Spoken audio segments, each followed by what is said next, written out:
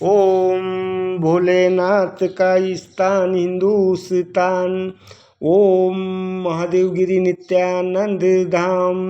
ओम सदगुरु किशन गुरु गिरी महाराज, ग्राम घोड़ा डोंगरी, तहसील घोड़ा डोंगरी, जिला बैतूल, मध्य प्रदेश। स्थायी पता गुरुद्वारा परिसर घोड़ा डोंगरी। इनके द्वारा चित आकाश गीता श्लोक नंबर 100 की व्याख्या। चिद आकाश गीता से भगवान में श्रद्धा रखना, उस पर चर्चा। ओम गुरुवे नमः। सदगुरु किशन गिरी महाराज भगवान में श्रद्धा रखने पर चर्चा करते हुए कहते हैं, मेरे गुरु का कहना है, वे कहते थे, इनका तीसरा उद्देश्य है भगवान में श्रद्धा। जो अदृश्य है, श्रद्धावान है, को ज्ञान प्राप्त होता है। यह विश्वास रखना ही श्रद्धा का सार है। श्रद्धा ही सब धर्मों का मूल है। भगवान के चरणों में पूर्ण श्रद्धा रखना, यह भक्ति प्राप्त करने का सबसे अच्छा और सर्वश्रेष्ठ उपाय है। भगवान के गुणों का, उनके कृत्यों का, तथ्यों का, उनके सुंदर नामों का चिंतन करते हुए श्रद्धापूर्वक उनका गुणगान करना चाहिए। इस प्रकार हमारी भक्ति दृढ़ गहरी हो जाएगी।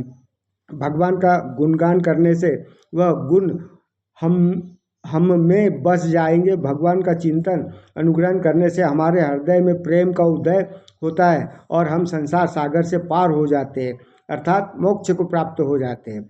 श्रद्धा आश्चर्यचकित चमत्कारों को जन्म देती है। श्रद्धा भूमि को भी चला देती है। श्रद्धा सब कुछ संभव कर देती है। श्रद्धा किसी से तर्क या वाद विवाद नहीं करती।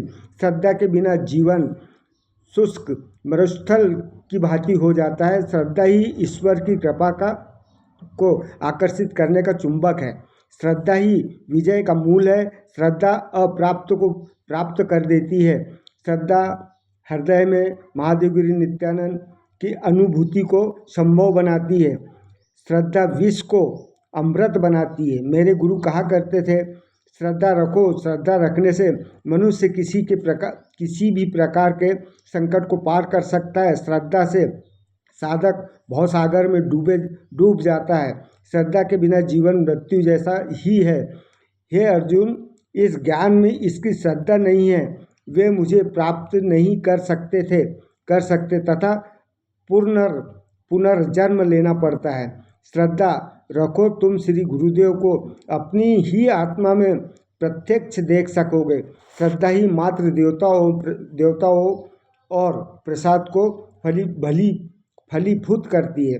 इस विषय पर भगवत गीता कहती है, श्रद्धा मनुष्य का सच्चा साथ है।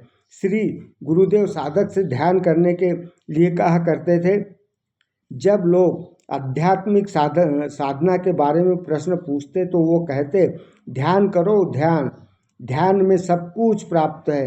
अभी उपनिषदों और अन्य शास्त्रों में कहा गया है कि परमेश्वर हृदय में रहता है। भगवान को अपने ही अंदर क्यों न ढूंढे, क्यों जगह जगह भटक रहे। वह जो हृदय में है, इसे ढूंढे बिना क्यों सब तप कर रहे हो। एक कवि ने लिखा है, मोको कहा तू ढूंढे बंदे, मैं तो तेरे ही पास हूँ, ना मंदिर में, ना मस्जिद में, ना काशी कैलाश में। भगवत गीता में कहा गया है, कुछ लोग ध्यान द्वारा अंतर में आत्मा के दर्शन करते हैं। आत्मा सूक्ष्म से सूक्ष्म है, फिर भी ध्यान द्वारा उसे देखा जा सकता है। कोई अन्य व्यक्ति अपने कई भाव से इस जगत को देखता है। हमारी अभिव्यक्ति आभाव के अनुसार ही दूसरे के भागों में भगवान के बारे में हमारी समझ निर्धारित होती है। मनुष्य जिसका ध्यान करता है वही बन जाता है। श्री रामकृष्ण परमहंस हनुमान भाव धारण कर भगवान राम की उपासना करते थे और अपने जीवन के कुछ काल में वे वास्तव में हनुमान जैसे लगते थे। मन जिसका सतत चिंतन करता है, ध्यान द्वारा मनुष्य वही बन जाता है। साधक जिसका भी ध्यान करता है वैसे ही बन जाता है। उसी प्रकार मनुष्य ध्यान से दिव्य ज्ञान प्राप्त करता है, भगवान में बदल जाता है और मोक्ष की प्राप्ति कर लेता है, जिसे फिर से जन्म लेना नहीं पड़ता है। मन उत्कृष्टता से सतत जिसका चिंतन करता है, मनुष्य बिल्कुल वही बन जाता है।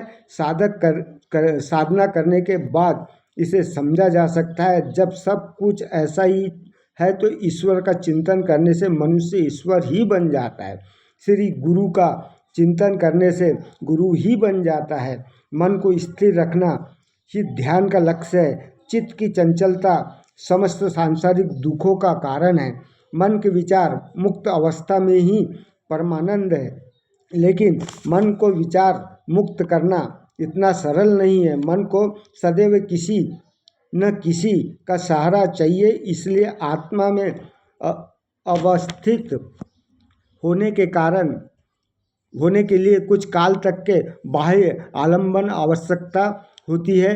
मनुष्य विचार के द्वारा ही विचार के परे जाता है।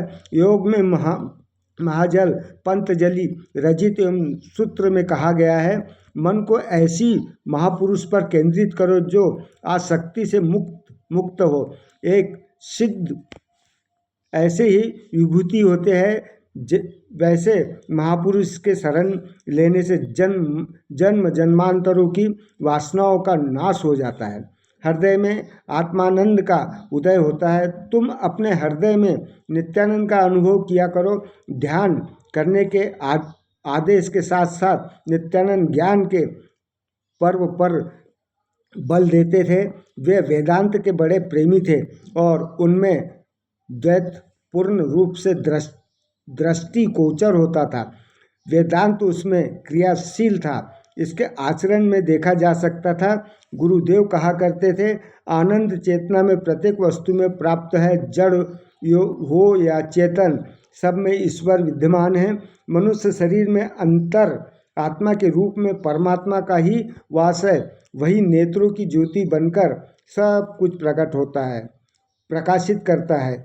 वही सब कुछ चलाता है।